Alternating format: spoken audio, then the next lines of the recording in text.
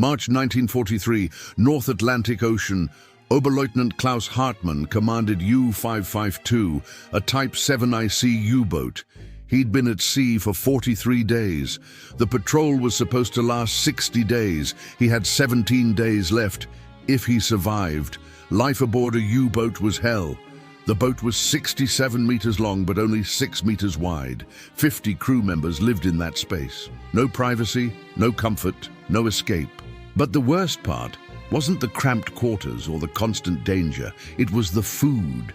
U-boats departed port with fresh food, bread, vegetables, meat. For the first week, meals were almost normal. Almost. But fresh food doesn't last long in a submarine. No refrigeration, high humidity from condensation, constant dampness. Within 10 days, everything started rotting. By day 20, Klaus's crew was eating bread covered in green mold. They scraped off what they could, sausages turning slimy, potatoes sprouting and soft, canned goods, when available, condensed milk, the only thing that lasted. The bread was the worst. It arrived fresh, but within 2 weeks became a biology experiment. White mold, green mold, sometimes black mold. The crew scraped it off and ate the interior. No choice. Hunger overrode disgust. Klaus wrote in his war diary, Day 43, bread is more mold than bread. Men scrape it, toast it over engine heat, eat it anyway. No one complains. Complaining achieves nothing. This is U-boat life. The smell inside U-552 was indescribable. 50 men who couldn't bathe. Diesel fumes, bilge water, human waste. The toilet often malfunctioned. Rotting food, mold, sweat, fear. Crew members lost weight rapidly, not just from insufficient food, but from constant nausea. The smell, the motion, the stress, everything conspired to kill appetite. Men forced themselves to eat moldy bread because they knew they needed calories to function. Water was rationed, 1 cup per day for drinking, no washing, no shaving, no laundry. By week 6, every man's uniform was stiff with salt, sweat, and grime. Klaus looked at his crew, hollow eyes, gaunt faces, unwashed bodies. They looked like ghosts, walking dead men in a steel coffin, but they were still fighting, still hunting Allied convoys, still following orders. Because that's what U-boat crews did. They endured conditions that would break most men. They lived in darkness and dampness and constant danger. They ate moldy bread and drank rationed water, and they kept fighting. The German Navy called them heroes. Propaganda celebrated U-boat aces, but the reality was suffering and slow starvation punctuated by moments of terror. That same month, March 1943, Lieutenant Commander Eugene Fluckey commanded USS Barb, a Gato-Class submarine operating in the Pacific. The Barb was also at sea, day 37 of a 60-day patrol. But life aboard the Barb was completely different from U-552. American submarines were larger. The Gato-Class was 95 meters long and 8 meters wide. 80 crew members had significantly more space than German crews. But size wasn't the main difference. The main difference was amenities. American submarines had air conditioning, controlled temperature and humidity, refrigeration, fresh food lasted weeks, distillation equipment, unlimited fresh water, washing machines for laundry, showers, sailors could shower every few days, a galley with actual cooking equipment, and incredibly, some submarines had ice cream machines. The ice cream machines weren't standard equipment, but many submarine crews installed them. The machines were simple, hand-cranked, using ice from the refrigeration system. Crew members would take turns making ice cream during off-duty hours. Why ice cream? Because it was possible. Because American submarines had excess refrigeration capacity. Because morale mattered. Because the US Navy understood that small luxuries made long patrols bearable. Eugene walked through the Barb on day 37. He checked on his crew. In the galley, the cook, Petty Officer Martinez, was preparing dinner. The menu: fried chicken from frozen stores, mashed potatoes from dehydrated mix but still good, green beans, canned, fresh bread baked on board daily, apple pie made from canned apples, coffee unlimited. This wasn't a special occasion. This was a normal Tuesday dinner. After dinner, Martinez asked, "Captain, want ice cream tonight? We've got chocolate." Eugene smiled. "Sure, why not?" 30 minutes later, crew members gathered in the mess area. Martinez distributed bowls of chocolate ice cream, hand-cranked, made on board, in the middle of the Pacific Ocean during a war patrol. One sailor, a kid from Iowa, maybe 19 years old, took a bite and said, "You know what's crazy? We're eating ice cream on a submarine. My dad's in the army eating K rations, and here I am with ice cream." Another sailor laughed. "Navy gets the best food. Everyone knows that." "Yeah, but ice cream on a submarine." The Germans would never believe this. They wouldn't. Klaus Hartmann and his crew on U-552, eating moldy bread and rationed water, couldn't have imagined American submarines serving ice cream. But it wasn't just ice cream. The entire food system was different. American submarines carried enough food for extended patrols. Fresh food for the first 3 weeks, frozen food for the next 3 weeks, canned and dried food for the remainder. The variety ensured crew morale stayed high even on long patrols. Submarine cooks were trained specifically for submarine duty.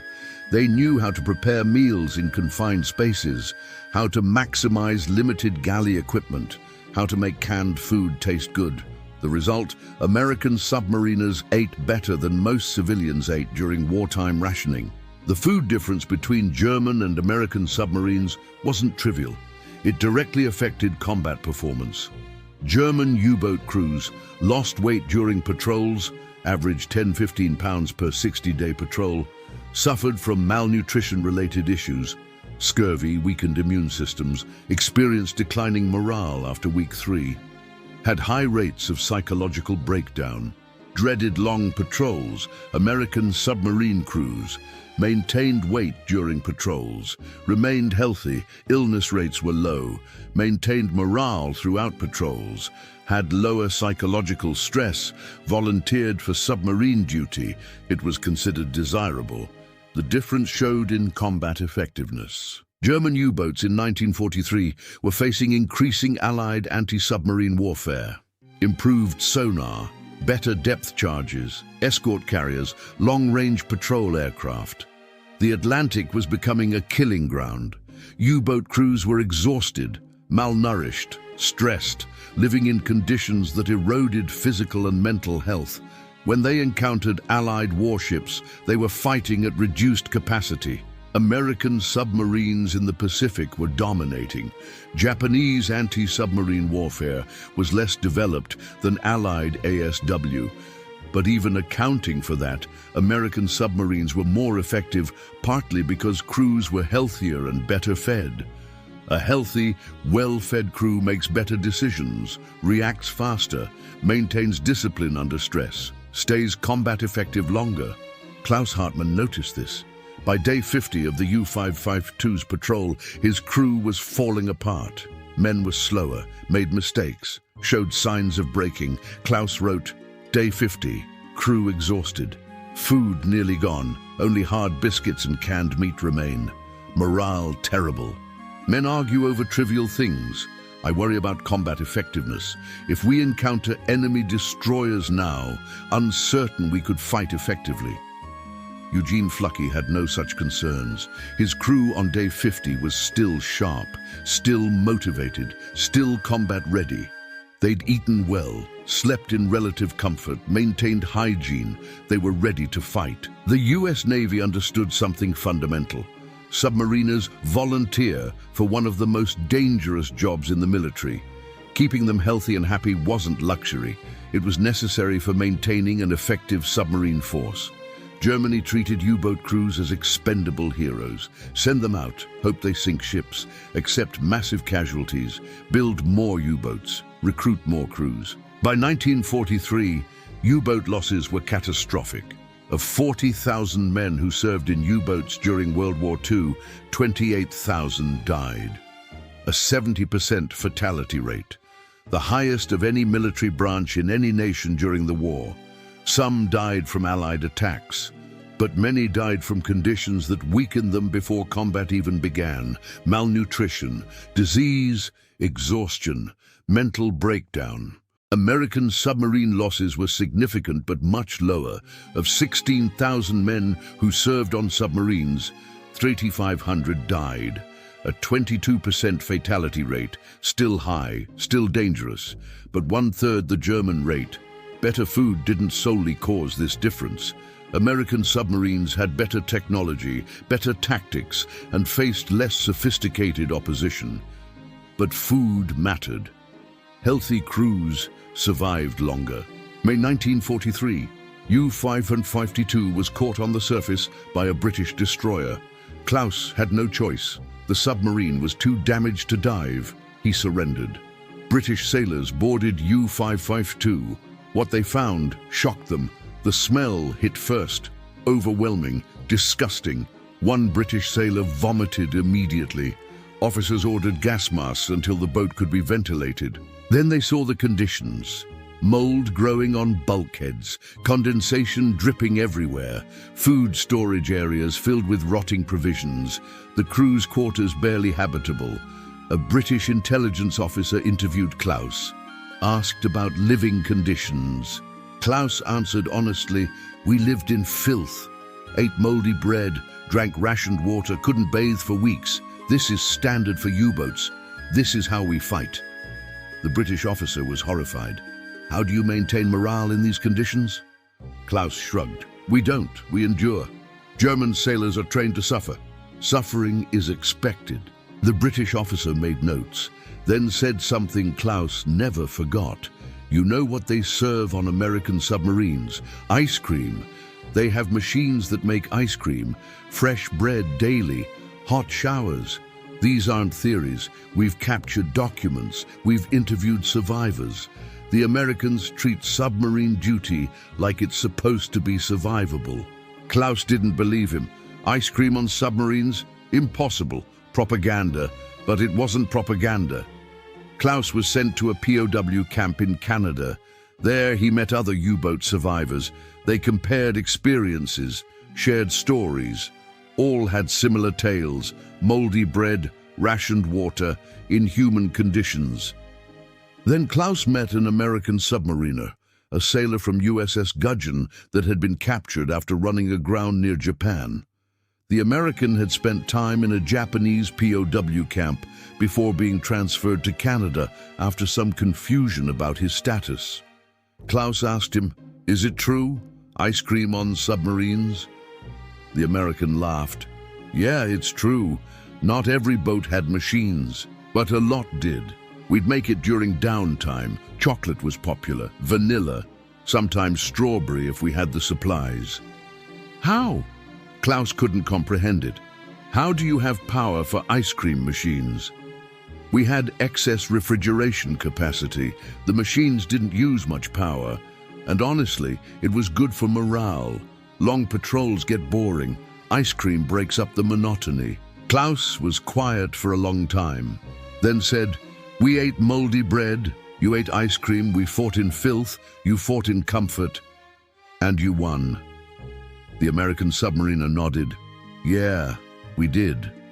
Not because we were braver, you guys were plenty brave, but because our Navy understood that taking care of sailors makes them fight better. You can't have effective crews if you're slowly killing them with bad living conditions." After the war, naval architects studied submarine living conditions. The findings were definitive. American submarine design philosophy was superior. German U-boats prioritized 1. Combat capability, weapons, speed, range. 2. Production cost, build quickly and cheaply. 3. Crew comfort, last priority, barely considered. American submarines prioritized 1. Combat capability, weapons, sensors, range. 2. Crew comfort, essential for long patrols. 3. Production cost, important but not at crew expense. The American approach cost more. Gato-Class submarines were more expensive than Type 7 U-boats, but they were more effective because crews stayed combat-ready longer. Post-war submarine design worldwide adopted American principles. Modern submarines, including German submarines, have climate control, proper food storage, adequate fresh water, sanitation facilities, crew comfort spaces. Because the lesson was clear. Submarines are only effective if crews can function in them long term. Klaus Hartmann survived the war, returned to Germany in 1947, never went to sea again. Couldn't. The trauma of U-boat service stayed with him. In a 1978 interview, he was asked, "What's the one thing you remember most about U-boat duty?" He didn't hesitate. "The bread. The moldy bread we scraped and ate because we had nothing else. I still can't eat bread without checking it for mold. 50 years later, I still check." "Did you feel abandoned by the German Navy?" Klaus thought carefully. "Not abandoned, used. We were tools, expendable tools. The Navy gave us boats and torpedoes and sent us to sea. What we ate, how we lived, that didn't matter. Only results mattered. American submariners were treated like valuable assets. We were treated like ammunition. Use once, replace if necessary." Eugene Fluckey, the USS Barb commander, had a different memory. He retired as a rear admiral, wrote a memoir, spoke at submarine schools. When asked about submarine food, he said, "People laugh about the ice cream machines, think it's frivolous, but it wasn't. Those machines represented a philosophy. Treat your sailors well and they'll fight well. Give them something to look forward to and they'll endure anything." The ice cream wasn't about luxury, it was about leadership, about understanding that morale wins wars as surely as torpedoes do. In 2010, the German Naval Museum opened an exhibit on U-boat warfare. They recreated a Type 7 U-boat interior. Visitors could walk through and experience the cramped conditions. The exhibit included authentic items, including moldy bread, carefully preserved behind glass. The placard read, "U-boat crews endured conditions most modern sailors would find intolerable. Food quality deteriorated rapidly. Crew health suffered. This bread sample shows typical conditions after 30 days at sea." Tourists looked at the moldy bread with disgust, couldn't imagine eating it, couldn't imagine living in those conditions for months. But 28,000 German sailors did, and most never came home. Meanwhile, American submarine veterans held reunions, swapped stories, laughed about the ice cream machines, remembered the good food, the camaraderie, the survival. The contrast tells the entire story. German U-boat crews survived on moldy bread because German command prioritized weapons over people, production over comfort, results over humanity. American submarine crews had ice cream machines because American command understood that well-fed, comfortable sailors are more effective than suffering sailors. Both approaches produced submarines. Both went to war. But only one approach treated submariners as valuable human beings worth preserving. And in the end, only one approach produced a sustainable submarine force. Germany's U-boat fleet was destroyed. The 70% fatality rate couldn't be sustained. By 1944, U-boats were coffins. Everyone knew it. Volunteers disappeared. The force collapsed. America's submarine force thrived. Sailors volunteered because submarine duty, despite the danger, was desirable. Good food, good conditions, good leadership. The force remained effective through the entire war. Moldy bread versus ice cream. It sounds like a small difference, a trivial comparison, but it represents everything about how the two navies treated their sailors and why one navy won while the other was destroyed. German U-boats were weapons that happened to have crews. American submarines were platforms designed around their crews. One philosophy built boats, the other built victory. And the difference, you could taste it in every bite of moldy bread, in every scoop of homemade ice cream, in the survival rates, in the morale, in the outcomes. Moldy bread lost, ice cream won. It's that simple.